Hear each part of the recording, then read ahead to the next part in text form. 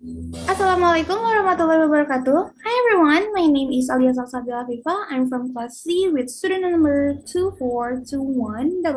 2421224131, and now I'm going to retell the novel that I read about with the title 13 Reasons Why by J. Asher.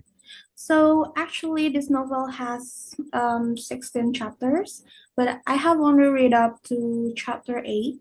So I will retell the story as best as I can and based on my understanding. So let's get started.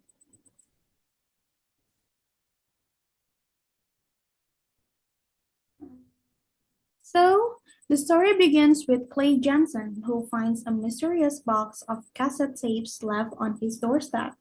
When he listens to the tapes, he hears the voice of Hannah Baker. This is Hannah Baker, a girl that he liked, who recently took her own life. Hannah explains that if you receive the tapes, you are one of the reasons why she made that decision. Next, Clay is shocked. This is Clay Jensen. Clay is shocked and heartbroken. He cannot understand what he could have done to hurt her, but he follows Hannah's instruction. He listens carefully and passes the tape on afterward.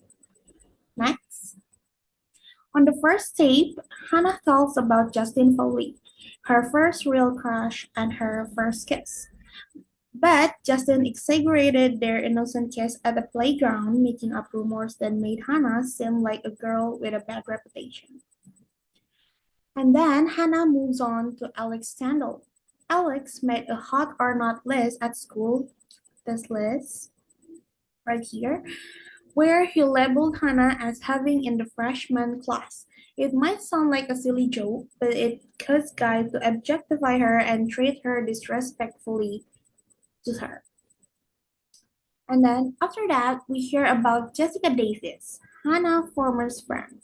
They grew apart because of misunderstanding, and one day Jessica physically assaulted Hannah in a public place, scratching her face out of anger, believing the false rumors. And then Hannah tells the story of Tyler Dunn, the school photographer. Tyler stalked her and even took photos of her through her bedroom window. This invasion of privacy made Hannah feel unsafe even in her own home. On the next, Hannah tells about Courtney Crimson. Courtney pretended to be Hannah's friend just to look good in front of other people. At a party, Courtney abandoned her after setting up a rumor that made Hannah's reputation even worse. After Courtney's story, we move to Marcus Cooley. Marcus asked Hannah out through a school Valentine's fundraiser. She waited for him alone at Rosie's diner, and when he finally showed up, he tried to touch her inappropriately in public. Hannah pushed him away, but again, nobody around her stood up to help. And then comes Zach Dempsey. After Hannah rejected his romantic advances, Zach retaliated by secretly stealing her anonymous encouragement notes in peer communication class, a project where students left kind words for each other. His silent cruelty made Hannah feel even more invisible and hopeless. Next, one of the saddest betrayals come from Ryan Shaver. So this is Ryan Shaver, the editor of the Lost and Found Gazette. Hannah trusted Ryan with a personal poem she wrote during a poetry group meeting. Ryan stole the poem and published it without her permission. In class, Mr. Porter, one of the teachers, unknowingly used the poem for discussion, leading to Hannah's private emotion being mocked by her classmates. So as Clay listened to all this story, he became more and more overwhelmed. Each new story reveals how small acts of betrayal, rumor, and cruelty piled up Hannah's life, isolating her from everyone around her.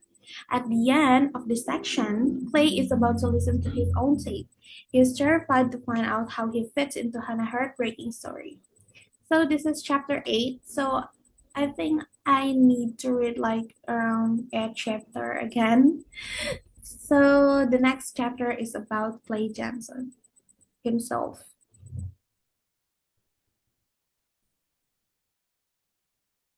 By the way, the photos here are from the series 13 Reasons Why on Netflix. So Netflix is adapted this novel to series. So you can also watch the series on Netflix if you want. Okay, next. Sorry. So this is my reflection. Listening to Hannah's story made me realize something really important. Sometimes the little things we do, like words, jokes, silence, can have a bigger impact than we know. Hannah experiences show how social cruelty, rumors, betrayal, and even ignoring someone who's struggling can push a person deeper into pain.